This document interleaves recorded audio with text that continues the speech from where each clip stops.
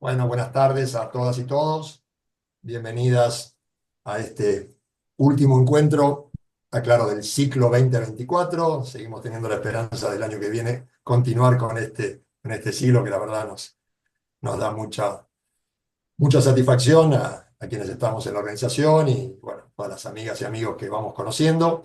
Hoy tenemos el gusto de contar con el doctor Daniel Antenucci. Daniel es doctor en ciencias biológicas, cofundador y director del Laboratorio de Internacionalización de la Educación, LINED, de la Universidad Nacional de Mar del Plata. Es profesor titular en nuestra universidad y dirige el Centro Interinstitucional de Investigaciones Marinas, CIMAR, y el Laboratorio de Ecología Fisiológica y del Comportamiento. Es investigador principal de CONICET, es miembro de Redes CLIM, que es las redes para catástrofes climáticas, y de CONACH-IT México. Ha dirigido investigadores, investigadoras y doctorandos. Fue director del doctorado en ciencias de la Facultad de Ciencias Exactas y Naturales de nuestra universidad.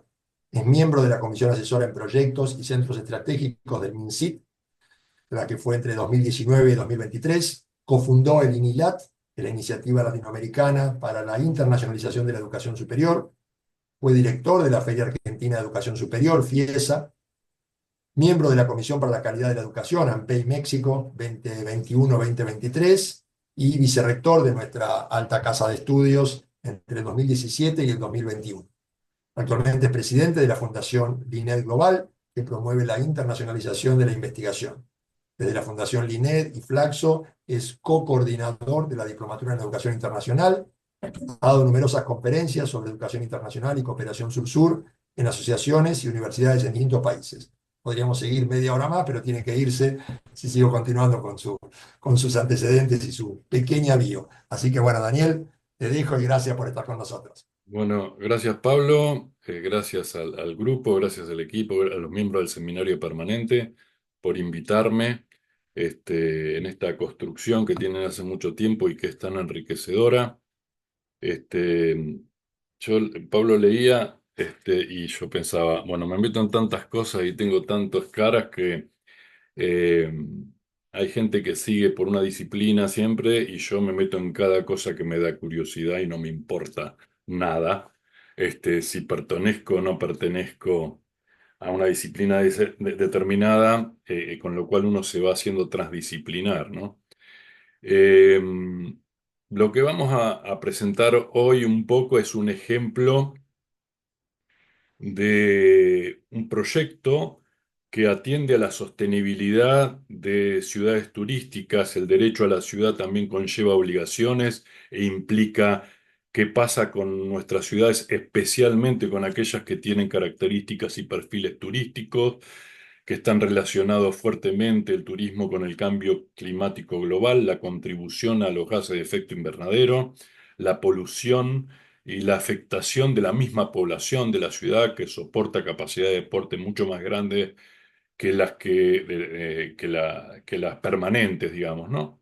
En ese sentido, es difícil encontrar a niveles gubernamentales políticas públicas en general en el mundo, no solamente en Mar del Plata, que atiendan a la problemática del cambio climático y sobre todo cuando hay muchos gobiernos, sobre todo lo que tienen que ver con el capitalismo extremo, digo que niegan el cambio climático y por ende la sostenibilidad en pos de aumentar la productividad y la generación de riquezas, que en general dicen y sostienen que es infinita.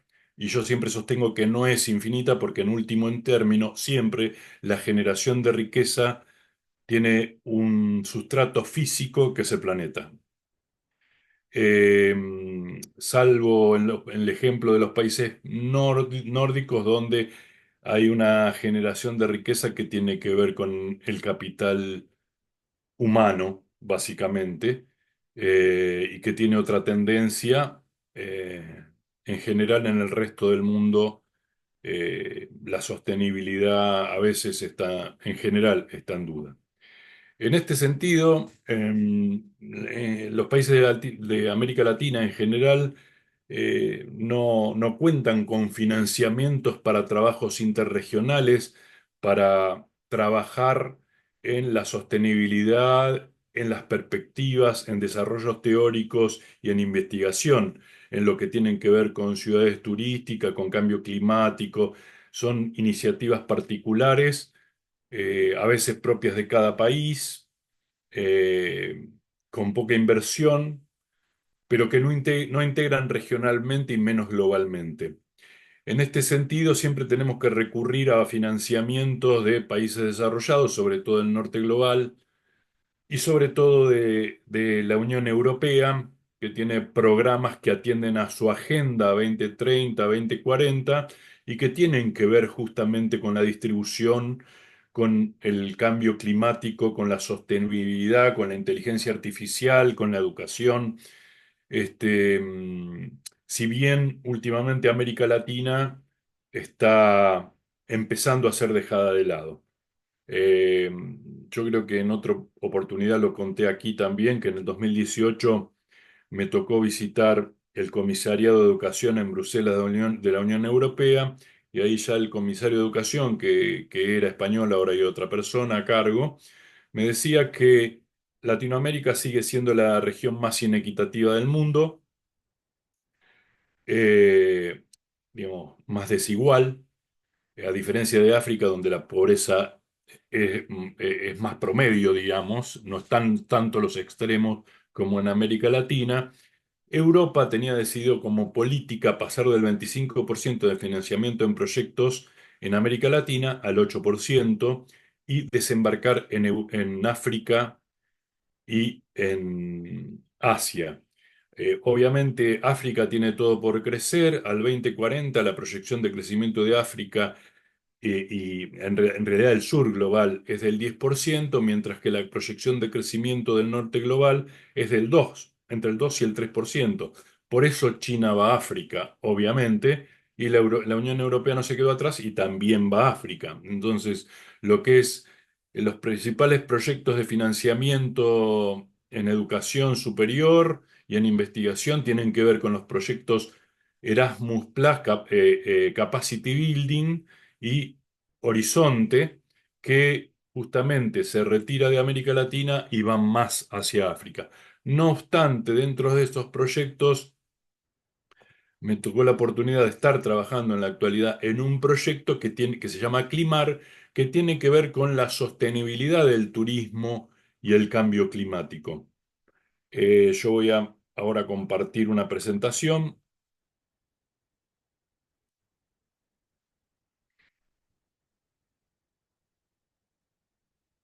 Em, El título de la charla era Cambio climático y sostenibilidad en ciudades turísticas, experiencias desde Climar, que es el proyecto que les comento. Climar está liderado por Gran Canaria y por el Observatorio Europa América Latina, y participan 10 universidades, 6 países, 10 universidades y 2 redes de educación. Los 6 países son Colombia, México, Argentina, Irlanda, Italia y España. Las 10 universidades no las voy a nombrar porque son muchas, de Argentina, Cuyo y Mar del Plata, y 2 redes de educación que son la misma Obreal, Observatorio Europa América Latina, al cual están afiliados casi todas las redes de América Latina, inclusive el CIN, inclusive FAUBAI de Brasil, inclusive ASCUN de Colombia o ANUYES de México. Es una Obreal últimamente tiene un gran financiamiento para desarrollar la sostenibilidad y la formación de educación superior en África en general. Es un generador de proyectos. Este proyecto lo generó Obreal, básicamente. Eh, y estos son los perfiles, en general, los perfiles de las universidades que participan. En general son justamente universidades que están en ciudades que tienen mucho que ver con el turismo. El objetivo general de Climar es mejorar la investigación, la innovación, la transferencia sobre cambio climático y turismo, y el contexto es el turismo como sector de alta energía y fuerte fuente de contaminación, ¿no? que produce impactos severos e irreversibles del cambio climático en sus destinos particulares. Los objetivos específicos del proyecto son crear grupos transnacionales de investigación especializados en cambio climático y economía circular aplicada al turismo, promover la enseñanza colaborativa basada en investigación con un módulo transversal en posgrados y mejorar la transferencia de conocimientos entre universidades, ONGs, industria y sector público, y establecer finalmente alianzas de sostenibilidad entre instituciones de educación superior en Europa y América Latina. Este Capacity Building tiene 1 millón de euros destinado al financiamiento durante 3 años de la iniciativa, y en general la metodología y el enfoque es investigación interdisciplinaria, yo diría a esta altura también transdisciplinaria, análisis de vulnerabilidad de diferentes destinos turísticos, educación y formación, desarrollo de capacidades mediante capacitación y módulos, innovación y transferencia, conexión con sectores claves para promover la sostenibilidad, especialmente con los sectores tomadores de decisión, que son particularmente las empresas privadas y los sectores gubernamentales. En general, eh, digamos, este Capacity Building tiene básicamente 3 ejes fuertes. Un eje es generar contenido para formación en sostenibilidad y cambio climático de carreras universitarias de grado, ya sea tanto incluyendo en contenidos, en los contenidos mismos de las asignaturas, como aquellos que son más rígidos. Está bueno como ejemplo para cualquier disciplina armar obviamente un Erasmus de esta naturaleza porque modifica las currículas, por eso se llama Capacity Building, que es constructor de capacidades básicamente, y las capacidades en general son a nivel educativo. Él decía, generar contenidos curriculares en materias de grado, si son muy estructuradas las currículas, generar optativas con esos contenidos curriculares en base, digamos, tendiendo a la sostenibilidad. Para que ustedes sepan, los Capacity Building tienen paquetes de trabajo que se diferencian.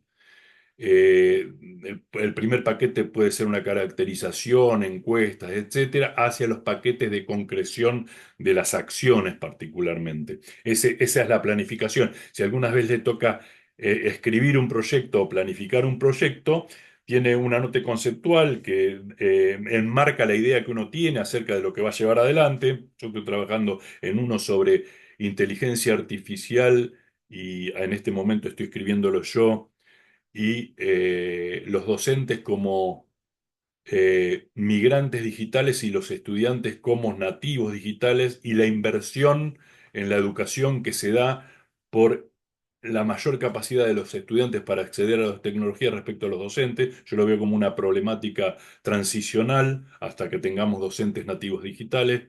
Digamos, y uno construye, cuando identifica una problemática, después construye alrededor de esa problemática los objetivos y los paquetes de trabajo para cumplir con esos objetivos. En este caso particular, yo les decía, generar de contenidos para el grado, después generar contenidos y dar cursos para el tercer sector, que son los tomadores de decisión y sectores gubernamentales acerca de cambio climático, sostenibilidad y buenas prácticas en las actividades en las ciudades donde están alocadas las universidades que pertenecen al proyecto o en sus filiales. La Universidad Nacional de Colombia, por ejemplo, tiene distribución en toda Colombia, por decir un ejemplo. La Universidad Nacional de Mar del Plata es más limitada, la de Cuyo es más limitada. Hay muchas características y perfiles diferenciales. Y esos cursos son dados a través de una plataforma Moodle y certificados por la Unión Europea y financiados por la Unión Europea, que le dan una validez y un interés a ese tercer sector de tomarlos. Y otro eje que es la constitución de grupos de investigación con diferentes temáticas. Yo particularmente conduzco un grupo de investigación que en general tiene como objetivo generar conocimiento sobre impactos del turismo en ambientes antrópicos y sobre la base de nuevas teorías, tendencias en modelos de innovación ambiental, sustentable, con visión multidisciplinaria, etcétera. Pero lo interesante para el marco del derecho, que lo que estamos trabajando ahora es en examinar políticas y prácticas normativas existentes en el sector para mitigar el impacto climático global, identificando fortalezas y limitaciones en pro de la sostenibilidad. O sea, lo que estamos haciendo es, en el grupo de investigación participan X cantidad de universidades que a su vez están emplazadas en sitios turísticos como Mar del Plata, Cartagena, por ejemplo, de Indias, o Chetumal, que está en Quintana Roo, en el municipio tan que da el Caribe y con playas. Y ahí estamos evaluando tanto ordenanzas municipales, provinciales, como leyes nacionales, identificando qué estructura legal tienen estas regiones, incluidos sus países, que atiendan a la sostenibilidad y a morigerar los impactos del cambio climático global. Eh, y posteriormente evaluar el rol de actores claves del sector turístico en la promoción de prácticas sostenibles y viendo cómo atienden esos sectores a las reglamentaciones vigentes. O sea, más allá de que existan leyes, ordenanzas, etcétera, si esas leyes se cumplen o son papel pintado simplemente. El proyecto este, también tiene un eje que son, uno de los paquetes de trabajo son capacitaciones, ¿no? Las capacitaciones se dan en distintas ciudades, en ciudades donde están emplazadas las universidades, donde que son generalmente turísticas. Las capacitaciones realizadas hasta ahora fueron en Mendoza, en Rímini, en Italia, en Cork, en Irlanda, en Bogotá, en Chetumal, en México, en Panamá. Vamos a tener una reunión en Mar del Plata en septiembre del 2025. Algunos de nosotros damos talleres para el resto de los participantes del Erasmus. A mí me tocó dar dos talleres, uno en Chetumal sobre inteligencia artificial y georreferenciación, ARGIS, y en lo último en Panamá sobre programación para el cálculo a medida de la huella de carbono. Digamos, enseñar a la gente cómo calcular, cómo hacer un programa para calcular la huella de carbono, porque vienen paquetes que uno pone, fui a tal lugar, etcétera, pero no tiene si sos herbívoro si sos vegetariano o carnívoro, si hiciste un vuelo transatlántico, de qué aeropuerto viniste, si vas a hacer eh, ¿cómo se llama? Turismo interno cuando dejes el Congreso, si hiciste un vuelo local o no, si viniste en un vuelo transatlántico, todos esos detalles, digamos, se pueden programar. Yo utilizo o Python o R, les enseño a programar, inclusive con inteligencia artificial, para que puedan calcular y también estimar cuánto nosotros como miembros del proyecto que va a la sostenibilidad del turismo, nosotros mismos emitimos y contribuimos con el cambio climático global, que es bastante significativo, diríamos, también, ¿no? Este, en general, los resultados principales de estas capacitaciones son el desarrollo de competencias locales y fortalecimiento de redes colaborativas, lo que tienen también en que en cada una de las capacitaciones las universidades disponen de empresas locales, públicas o privadas, que cuentan su experiencia con casos testigos de ejemplos de sostenibilidad, digamos, ¿no? Entonces es muy interesante, por ejemplo, la última capacitación que fue en Panamá es todo lo que hace el Canal de Panamá como empresa pública para el sostenimiento del canal, porque dado que el canal se provee de agua de los lagos más altos para hacer transitar las embarcaciones, pero es la misma agua que toma la población, con lo cual tienen que optimizar en tiempos de lluvias y tiempos de sequía, y tienen todo un programa social. Nos tocó, también nos llevan a visitar los organizadores locales locales a pueblos originarios sobre el Pacífico, en la parte norte de Panamá, que trabajan con cafetales y la acción social del Canal de Panamá con programas los ayuda a producir mejor, más sustentablemente y que sea sostenible en el tiempo la producción para que puedan vivir con el compromiso de los pueblos originarios de ser guardianes de los bosques y no talarlos. Eso hace, al no talar bosques, justamente que se retenga mucho más agua y que el Canal de Panamá funcione. O lo mismo en otras zonas de Panamá con emprendimientos agrícolas, digamos, los ayudan a cambio del mantenimiento de bosques y sectores naturales.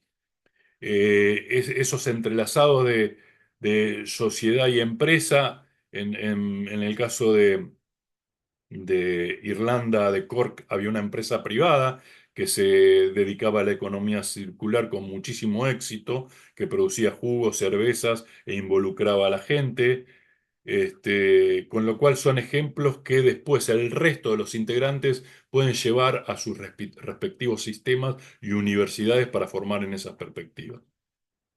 Acá, estas son las ciudades parecidos y diferencias entre las ciudades. Las ciudades que participan son realmente parecidas en el sentido de que tienen gran afluencia de turismo. En la parte superior, no sé, a la izquierda de mi pantalla por lo menos está Rimini. En la parte abajo de Rimini está Panamá. Panamá tiene una ciudad vieja, que en la parte superior derecha hay otra ciudad vieja y una es Panamá y la otra es Cartagena de Indias. Una son las costas de Panamá y las costas de Cartagena de Indias. Perdón, me fui para adelante, me adelanté. Ver anterior. Y son todos lugares costeros, pero que algunos también tienen ciudades históricas. No nos pasa en el caso de Mar del Plata, que es una ciudad joven, que está en el medio acá de la diapositiva, eh, pero sí pasa con ciudades mexicanas o ciudades colombianas, o inclusive la misma Panamá, que tiene una historia más antigua, diríamos. Y en las mismas ciudades, acá arriba tienen, perdón, lo estoy mareando. Abajo a la derecha, según mi pantalla, está la costa de Chetumal, en el México caribeño, al sur de México, en la frontera con Belice. Y en la parte superior de esta están una representación interna que son cenotes de piedra volcánica en la misma locación, o sea, tienen perspectivas diferentes de turismo. O en el caso aquí de Cork, dentro de la provincia, tiene la imagen de la derecha y la parte de abajo es el sur de Irlanda, donde la Universidad de Cork tiene digamos, un centro, un alojamiento, digamos que es una ciudad que solamente se habla gaélico. Acá tenemos el caso de Mendoza, en el medio el caso de Bogotá y el caso del interior de Panamá. O sea, tenemos paisajes parecidos, zonas turísticas parecidas que nos hacen encontrar soluciones comunes y extrapolar soluciones a localidades que no las tenían previstas. No sé, por ejemplo, en Rimini están trabajando en la planta de efluentes cloacales que no lo tenían solucionado y largaban todo al mar, a pesar que es una ciudad histórica de los 70 de Italia y está en Europa, y nosotros en Mar del Plata ese tema lo tenemos solucionado con la planta de efluentes y un emisario submarino. Rimini lo acaba de terminar de solucionar, digo, a pesar de las diferencias entre continentes, no necesariamente implica que en los países más desarrollados tienen las soluciones terminadas, digamos, de alguna manera. Las principales lecciones aprendidas son que uno adquiere una diversidad de enfoques según el contexto histórico, étnico, socioeconómico y ambiental, digamos. No es lo mismo Argentina, España, Italia, que México y Colombia con el tema de pueblos originarios, costumbres y modos de vida, digamos. En Colombia, este, tienen turismo en lugares, eh, se me salió perdón, o estoy, ¿qué estoy presentando? No sé qué estoy presentando. Ustedes que Principales están, lecciones perdón. aprendidas. Sí, está perfecto. Porque Muy bien. yo lo veo a usted y no veo la presentación. Ahí está. Este, la necesidad entonces tenemos necesidad de estrategias adaptadas a nivel local y regional por cada uno de esos perfiles históricos, étnicos, socioeconómicos y ambientales. Particularmente, por ejemplo, la Universidad Nacional de Colombia, hay lugares en Colombia que dan para el turismo natural, pero que están habitados por pueblos originarios, que tienen escasa infraestructura para el turismo y ni siquiera agua potable, con lo cual desde la Universidad Nacional de Colombia le están armando una serie de test que van desde regar plántulas y si el agua está contaminada las plántulas se marchitan y si no, no, como bioindicadores de calidad para ayudarlos a generar infraestructura turística en lugares donde no la tienen y se están haciendo conocidos, digamos, ¿no? Y la importancia de colaboración internacional para compartir justamente el conocimiento y estas experiencias. Identificar buenas prácticas es fundamental, que es lo que yo decía de extrapolar esas buenas prácticas a otros contextos, la participación activa de las comunidades locales en la estrategia de sostenibilidad. El gran problema que tienen todos estos proyectos es la sostenibilidad después que termina el proyecto, ¿no? Que las acciones continúen en el tiempo. Para que las acciones continúen en el tiempo, tiene que facilitarle la vida o darle algún rédito a las poblaciones locales, a las empresas que participan. Un gran motor puede ser la educación en cuanto al requerimiento de las sociedades de hacer turismo sostenible, de tener una calificación de que el turismo que uno está haciendo tiene marcas de sostenibilidad y uno elige ese tipo de turismo. Esos flujos turísticos se están dando principalmente con las sociedades del primer mundo y puede generar una marca turística que tenga que ver con justamente esa sostenibilidad. El uso de herramientas, es importante el uso de herramientas digitales para el monitoreo y la evaluación de todos esos procesos que, como dije, la estamos poniendo en práctica en las capacitaciones. Y el impacto esperado es justamente el fortalecimiento de las capacidades en educación superior y turismo sostenible, como lo describí, el incorporar a las currículas de todas las carreras que participan, porque en realidad en este capacity building participa gente de economía, profesionales del turismo, obviamente, biólogos, geógrafos, geólogos. Lo que sí debo decir que no hay abogados que tendrían que haber integrado, pero bueno, no soy el encargado del proyecto ni el ideador de este proyecto. La generación de empleos en el sector turístico mediante prácticas resilientes y la mitigación de impactos ambientales en destinos turísticos clave. Y los desafíos y oportunidades son alineación de intereses entre actores locales y globales, financiamientos de iniciativas sostenibles, pero bueno, estos financiamientos justamente tienen que ver con la demanda que haya de iniciativas sostenibles por respecto al turista, al público que accede al turismo. Y las oportunidades son crecimiento del turismo responsable como preferencia del mercado, justamente, y fortalecimiento de redes académicas y profesionales internacionales, que es lo que se está dando, porque en realidad de estas redes que estamos constituyendo dentro de este proyecto están surgiendo otros nuevos proyectos.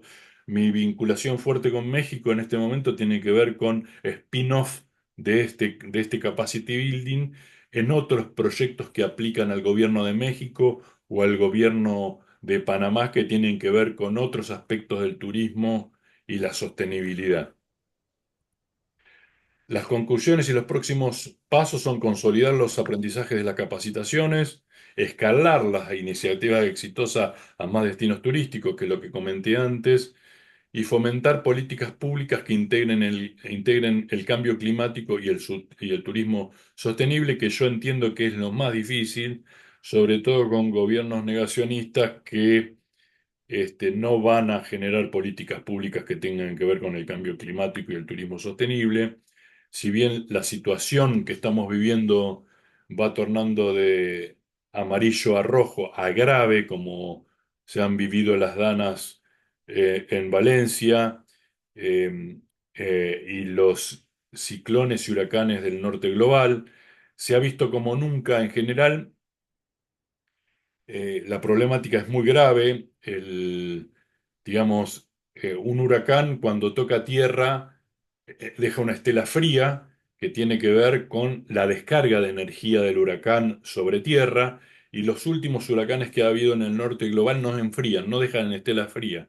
Esa es porque la temperatura del mar está a 3 grados en promedio, 2 o 3 grados en promedio arriba de lo que estaba, y los huracanes tienen tanta energía que destruyen, son mucho más destructivos y mucho más extensos porque no se enfrían. El tema de las danas en el Mediterráneo pasa exactamente lo mismo, es una bomba de relojería, seguramente va a pasar episodios de esa naturaleza con más frecuencia, y la gravedad también del calentamiento global tiene que ver, esto último del calentamiento de 2 o 3 grados, los vientos alisios particularmente, que son flujos que vienen desde el continente europeo o el continente asiático hacia América, que establecen justamente las corrientes del Niño o la Niña, si los vientos alisios son más fuertes o menos fuertes, establecen una diferencia de temperatura entre el Atlántico y el Pacífico. El calentamiento global hace que esa diferencia de temperatura se moligere, y que el ciclo que se da en el mismo Atlántico de la corriente que va hacia el norte, que baja por España y sube por Inglaterra hacia los países nórdicos, se frene. Ahora, ese flujo lleva temperatura, agua con mayor temperatura a los países nórdicos, lo que hace que los países nórdicos sean mucho más habitables que países que latitudes en América como Groenlandia. Ahora, si se detiene esa corriente, entre comillas, cálida, no es cálida, pero con mayor temperatura, que va hacia los países nórdicos, la parte norte de Europa se va a hacer inhabitable. No obstante todas estas evidencias, eh, la mecánica, como yo digo, del capitalismo del consumo salvaje, digamos, del capitalismo de la no economía circular, la que atiende al crecimiento de las economías, que no sé por qué las economías tienen que crecer y crecer al 2 o al 3 o al 4 o al 5%, si no es un fracaso. Eso, desde mi punto de vista, no es entendible. Digamos, el crecimiento de la economía hace que determinados sociedades vivan prácticamente sin trabajar, pero el costo, y con una calidad de vida altísima, pero el costo de eso es que todo esto que estoy contando, y en general tiene que ver con bienes de consumo materiales, con el consumo de ropa, el consumo de electrónicos, ustedes lo saben bien, no tengo que explicar esto, simplemente porque sale el nuevo consumirlo y no porque cambie las prestaciones de un equipo determinado, nos llevan a esto, como se ve que no se conoce otro modelo, no se conoce otro modelo para el crecimiento de las economías. El capitalismo extremo justamente niega el cambio climático porque es lo que frenaría esta maquinaria de consumo que produce el crecimiento más fuerte en los países desarrollados. Pero vamos a terminar todos mal. Acá quería dejarles un gráfico mostrarles un gráfico. Esta es la emisión de vuelos, ¿sí? Comerciales que justamente el 75% de los gases de efecto invernadero tienen que ver con la emisión de dióxido de carbono, y de ese 75% el 10% tiene que ver con los vuelos. Y los vuelos tienen mucho que ver con el turismo. No obstante, acá en este gráfico pueden ver hacia la izquierda que la mayor magnitud de la emisión de dióxido de carbono se da en vuelos que tienen entre 500, vuelvo para atrás, entre 500 y 2.000, 2.500 kilómetros, mientras que los vuelos que tienen 12.500 kilómetros, los vuelos transatlánticos, tienen mucho menor impacto en la intensidad de emisión del dióxido de carbono. En esta evaluación, podremos decir que nosotros circunstancialmente estamos bien porque no tenemos conectividad en Argentina, desgraciadamente, pero tampoco tenemos mucha conectividad de trenes, pero particularmente Europa, que usa tantos vuelos internos, que tienen que ver con low cost, etcétera, tendría que dejar de usar vuelos internos para usar trenes para la comunicación en esas cortas distancias que, como saben, la perspectiva nuestra de Argentina es que Argentina entra en, digamos, ocuparía, si uno lo solapa los mapas, toda Europa, y no obstante, nosotros nos movemos en auto para un lado y para el otro, porque no tenemos trenes, pero Europa sí está preparada para conectarse a través de trenes y debería bajar la intensidad de los vuelos low cost. Algo así está haciendo Francia en este momento, que está penalizando o poniendo sobretasas y sobreimpuestos a los vuelos low cost para estimular el uso de los trenes locales. No tengo mucho más que agregar a la presentación.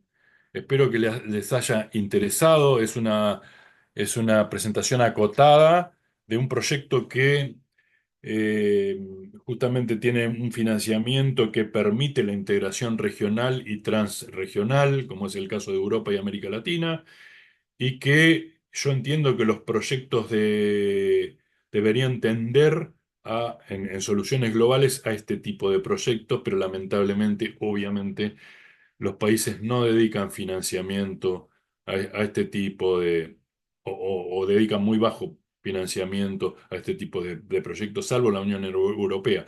Para este tipo de proyectos no hay financiamiento ni de China, ni de Estados Unidos, ni de Canadá, ni de Inglaterra, ni de Rusia, ni de Australia, etcétera, sino simplemente de la Unión Europea, que está alejándose de América Latina y dirigiéndose a África y a Asia. Cualquier cosa que quieran preguntar sobre el proyecto o sobre estos perfiles de tipos de financiamiento, estoy a disposición. Muchísimas gracias, Daniel. Felicitarte. Abrimos, como siempre, ahora el espacio a debates, a preguntas, intercambios. Y gracias a Ana Bernetti, que la estoy viendo, la directora de nuestro doctorado. Ahí, para ir rompiendo un poco el clima, eh, vos señalabas el tema del por qué esta locura o esta insistencia en crecer a un 2-3% del PBI. Y bueno, yo creo que eso tiene una explicación, no que me guste, pero sí una explicación en que es lo que los economistas consideran como esencial para que no se produzca una caída en la tasa de ganancia. Entonces, fuerzan a un crecimiento en esos valores. Y lamentablemente, lo que vos señalás del capitalismo en la fase actual, eh, exagerada o alocada, es la lógica del capitalismo en general. Acumular por acumular no da lugar a que haya ninguna intención de, no digamos ya de crecimiento, pero de otras formas de desarrollo. Por eso coincido con aquellos que ven en el capitalismo el problema para poder solucionar esto que estás trabajando vos de cómo avanzar en una economía resiliente, en un turismo que realmente piense más en la conversación, en la conservación y eh, en la sustentabilidad ecológica que en hacer negocios. Que yo creo que el problema que tenemos es ese, y las respuestas que están dando desde mismo la Unión Europea son un capitalismo verde que lo que único que hace es mercantilizar la naturaleza. Entonces consigue mejoras hablando de cuotas de carbono, de ventas, de cómo puedo contaminar un poco menos, pero no respuestas en el sentido de no contaminar. O esto que señalas vos, no de castigo, sino directamente no puede haber determinados vuelos internos y la inversión tiene que ir destinada a los trenes y trenes que sean con determinada eh, electricidad y todo para no seguir contaminando. Creo que ese es el problema central. Por eso el tema de fomentar políticas públicas que vos señalabas bien en el contexto actual es muy difícil de lograr realmente políticas Yo públicas y que diría el que mercado vaya. ustedes que están en el campo del derecho, digamos, yo, mientras que vos mismo hablabas, pensaba que una salida sería una salida, entre comillas. Lo que pasa es que los lobbies acaban con esa proyección, ¿no? Pero que si en el Congreso de nuestros respectivos países surgieran leyes que tienen que ver con la protección, con la transición verde, con ir cambiando, con la inclusión en la educación, que las sociedades se eduquen en determinadas perspectivas de consumo sano, entre comillas, y no en consumo de bienes suntuarios, etcétera, etcétera, quizá cambiaría, digamos, sobre todo en el tema del uso de las energías, así como, digamos, ponen determinadas de sociedades como la americana en este momento, proteccionismo a determinadas industrias, generar leyes que tengan que ver con la protección del ambiente y dar plazos para determinadas transiciones, digamos, en eso. Obviamente uno no va a cortar de un día para el otro. Nosotros tenemos la dualidad que estamos contentos, yo digo, estamos contentos porque tenemos vaca muerta y podemos producir petróleo que para el 2026 va a ser igual que la producción del campo, con lo cual va a aumentar nuestro ingreso en dólares, que es lo que necesitamos, que yo. Pero ni siquiera pensamos en que en 10, digamos que todos están pensando en la transición energética. Uruguay se alimenta ya con energías renovables, etcétera, etcétera. Nosotros nos ponemos contentos con eso como ciudadanos. O sea, porque genera un bienestar o una perspectiva distinta de país en ese sentido, por un lado, pero nos escindimos en pensar cómo contribuye eso al saneamiento global, ¿no? Entiendo que es muy difícil, con lo cual, si no lo llevan adelante con conciencia los legisladores y los gobiernos, ¿quién lo va a llevar adelante, digamos, ¿no? Ese es el kit de la cuestión. Y yo coincido con vos, creo fervientemente en el papel de la educación, pero lamentablemente creo que acá se cruza una cuestión que es lo que algunos plantean como la deuda ecológica. Eh, es difícil pedirle a países del tercer mundo como los nuestros, en nuestra región, profundamente desiguales, que están asfixiados por una deuda externa que es extorsiva y en la cual no hay empleo, y aparecen estas grandes empresas extranjeras que no pueden explotarlo en Estados Unidos, pero vienen a explotarlo acá, no pueden hacerlo en Europa, pero vienen a hacerlo acá, y te ofrecen empleo, te ofrecen crecimiento, supuestamente que va a haber una mejor calidad de vida, pero te están destruyendo el medio ambiente. Lo hacen Mm. con el litio, lo hacen con el petróleo frente a nuestras costas, y es un dilema del cual es muy difícil de salir si no hay una política global. Y al mismo tiempo, lo que vos planteas muy bien de la legislación está. Ahora, acá hay algo que excede a los partidos políticos. Eh, yo analizaba el tema del petróleo y las energías sucias en Estados Unidos. Trump viene ahora a promover la protección de las empresas petroleras. Uno diría, entonces, durante el gobierno de Biden tiene que haber habido una mejora para el medio ambiente. Todo lo contrario. Sí. Durante el gobierno de Biden, la explotación de las empresas petroleras en Estados Unidos fue aumentando y el apoyo internacional hacia las industrias ligadas al petróleo fue mucho más fuerte, la inversión, casi las cifras entre 3 y 4 veces más de lo que destinaron a la transición energética. Mm. Entonces, hay una contrariedad en el discurso, una contradicción que es muy, muy grande, muy grande. Y hoy por hoy, seguir con esas energías sucias es muy barato. Ya tienen hechas las inversiones y Sí. no tienen ningún interés ni les preocupa lo que vaya a pasar con la sociedad dentro de 20 años, 30 años, ni que hablar con las generaciones futuras. Creo que ese Sí, es el dilema, sí, sí. muy difícil. No sé si hay alguien que quiera hacer algún comentario, vi que se iban escribiendo algunas cosas en el chat. Ana Si quieren, escribía leo lo que ha lo pasado. del... Sí, Sí, sí, sí, acá Juli, hizo un sí, léelo comentario. mejor. Lo que ha Sí. pasado en la COP29 es una muestra del negacionismo del cual hablabas también. Y Marisol pregunta sobre el impacto de este tipo de proyectos para prevenir eventos como lo ocurrido en Valencia. Bueno, y felicitaciones. Digamos, el prevenir este tipo de eventos, tenemos un problema con este tipo de eventos, que es toda la información que teníamos hasta ahora, estos eventos se podían predecir porque uno tenía información sobre los ciclos, cómo variaban los ciclos, qué temperaturas había, pero esto que estamos viviendo es absolutamente nuevo.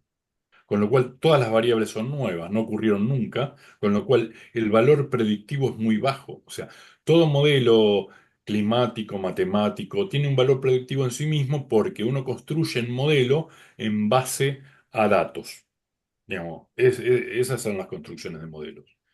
Y uno prueba el modelo dejando una muestra de esos datos para meterlo en el modelo y ver qué valor predictivo tienen esos modelos.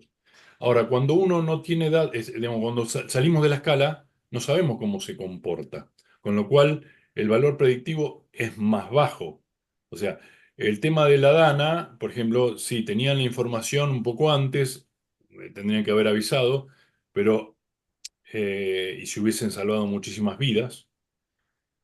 No hubiese sido evitable lo que pasó en la ciudad, sí, obviamente salvar vidas, pero no evitable lo que pasó en la ciudad, porque las ciudades no están preparadas, ni siquiera, eh, parece tonto, ¿no? Pero en nuestras regiones, porque cambia el régimen de lluvia que no tuvimos nunca, por ahí casas que nunca tuvieron goteras, el techo está bien, pero tienen goteras. ¿Y qué es lo que pasa? Que artesanalmente, por ejemplo, los zingueros hacían, no sé, canaletas de determinada dimensión en los techos, con una precipitación que variaba en los 800 milímetros a 1000 milímetros. Y resulta que ahora no solamente varía entre los 1000 y 1400, sino que se dan episodios de una pluviosidad extrema en muy acotado tiempo. Con lo cual, la tradición que se tenía en construir esas tipos de canaletas para los techos no sirve. Digo, no, no, y así con todo, así con un puente, así con un río. Así con los pluviales, la intervención de las ciudades sin prever los flujos naturales de los cauces de agua, cruzando todo cemento en cauces naturales que arrasan con determinado tipo de tierras o bosques donde se dan corrimientos y avalanchas de tierras que prestaban servicios ecosistémicos de absorción de esa cantidad y masa de agua. Algunos países, como yo decía, Panamá, lo están utilizando porque influye en el 6% o el 8%, en el 8% de su PBI el canal de Panamá, con lo cual tienen todas las previsiones el año pasado que fue una estación seca y que tuvieron que pasar muchos menos barcos porque fue una estación seca no previsible y que cambió por el cambio climático, a ver qué hacen con eso. Entonces, tiene una presión económica para la sostenibilidad que contribuye con el ambiente. Eso particularmente, lo que uno ve es que generalmente cuando no hay un aliento económico detrás de una iniciativa, no es viable la iniciativa. Ahora, yo creo que el nivel de previsión es bajo en este momento porque no tenemos datos ni antecedentes. Entonces tenemos que, en muchos aspectos se habla de resiliencia. Inclusive la Fundación Linel que presido, se están constituyendo algunos dos, o estamos incluyendo algunos dos nodos. Uno es de resiliencia de una red CITED de América Latina que se incluye en la fundación nuestra, y es de resiliencia. La resiliencia es lo contrario a resistencia y es una especie de adaptación a las condiciones adversas. Pero la adaptación no puede ser dada si no tenemos información para esa adaptación, con lo cual la resiliencia es bastante complicada. La previsión, yo había tomado un modelo de la NASA, por ejemplo, para el 2040, para la región de acá, en Argentina, de la provincia de Buenos Aires, del norte de la provincia de Buenos Aires. ¿Qué pasaba si la temperatura aumentaba 1, 2 o 3 grados? Con un aumento del 3 grados de la temperatura del mar en el Atlántico Sur, toda la parte costera del norte de la provincia de Buenos Aires, un montón de ciudades, hasta Mar del Plata, desaparecen, quedan bajo agua. Este, ¿Y qué hace con uno con esa previsión? Nada, es un cambio dramático global como una catástrofe, digamos. Así que mientras que no se moligeren los efectos industriales, básicamente, del cambio de la contribución con los gases de efecto invernadero, o que no haya una solución científica a recapturar los gases de efecto invernadero, se están ensayando soluciones como, por ejemplo, hacer grandes bolsones de dióxido de carbono y meterlos bajo el mar a profundidades elevadas que comprimen el gas, o transformarlos en sólidos con un proceso determinado, pero esas soluciones todavía no han tenido éxito y no son viables. Eso. Gracias, Daniel. Bueno. No sé si hay alguien más que quiera hacer algún comentario, alguna Pero, pregunta. pero perdón, No, porque no es exactamente el campo del derecho, ese es el tema. no, pero es No, súper no, no, no. interesante. Todas esa, por ejemplo, esa idea de recapturar el dióxido de carbono, nunca lo había escuchado, Muy, así que muy interesante, es que lo sostenible se vuelve insostenible, ¿no? Fíjense, por ejemplo, lo que pasó con los objetivos de desarrollo sostenible del Sí, 2030, ya se volvió totalmente insostenible, sí, porque en realidad no se concretan. no se Claro. concretó.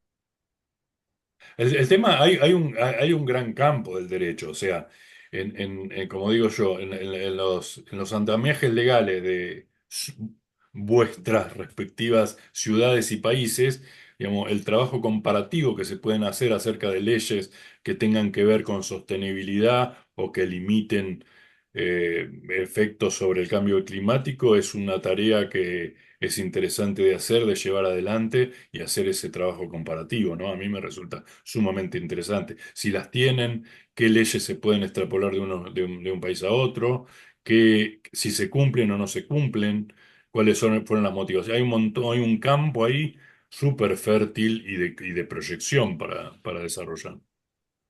Y el proyecto que desarrollamos junto con la Universidad de Vigo va en ese sentido, analizando los problemas de catástrofe por crisis climáticas extremas y intenta hacer un análisis comparativo de carácter legislativo entre eh, Europa, particularmente España, y Latinoamérica, porque hay integrantes de Argentina, pero también de Brasil que están participando. Ahora, el problema pasa a ser político-económico detrás. La legislación está, las posibilidades de, de hacerla efectiva se hacen muy difícil cuando los intereses económicos están por arriba de cualquier tipo de legislación.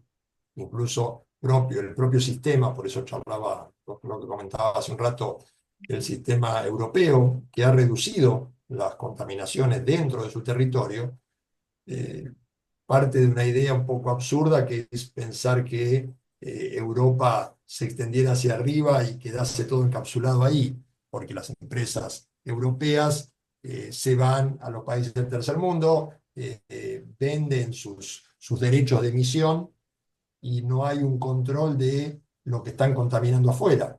Entonces, vienen a Latinoamérica, siguen contaminando acá, utilizan nuestro trabajo, van al África a hacer lo mismo, lo que señalabas vos.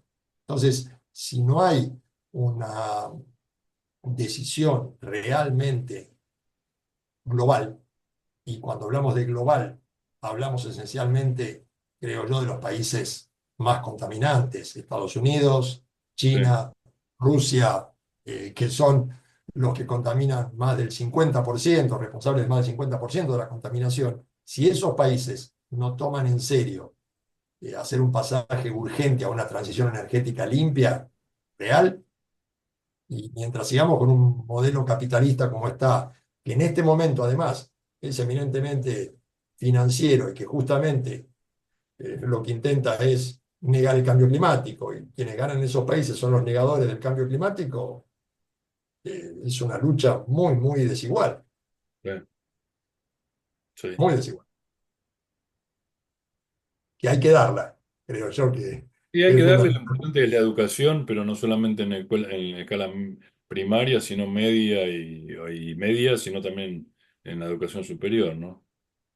Y yo creo que en la educación superior hay eh, un planteo firme, pero creo que hay que hacer hincapié te diría, el jardín de infantes.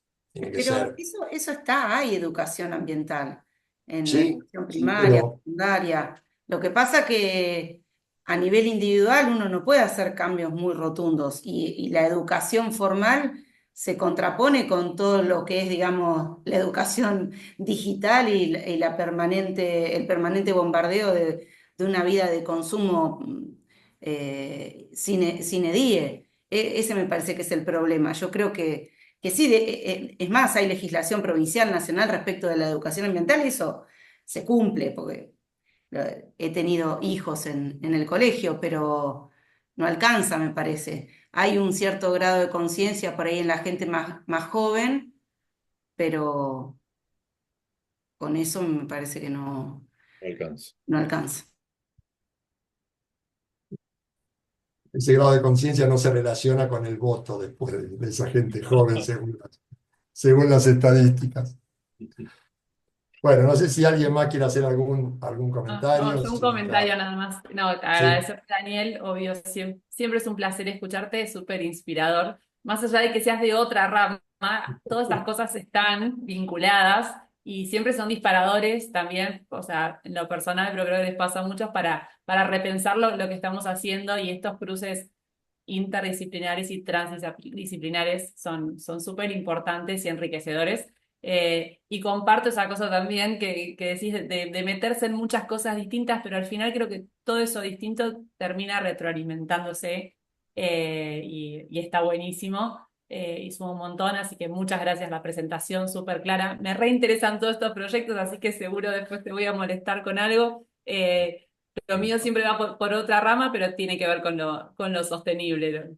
Sí, Ujú. sigo con la Creo accesibilidad, que pero sí que lo que une todo esto es querer un mundo mejor para todos, porque todo ese estudio, todo el trabajo de Daniel, me parece, y el de todos los que están acá, enfoca hacia ese lado, Ujú. ¿no? Sí, totalmente. Hacia mejorar el ambiente que tenemos con una proyección a un futuro que empiece hoy, no que empiece dentro de mucho, que empiece hoy mejorando.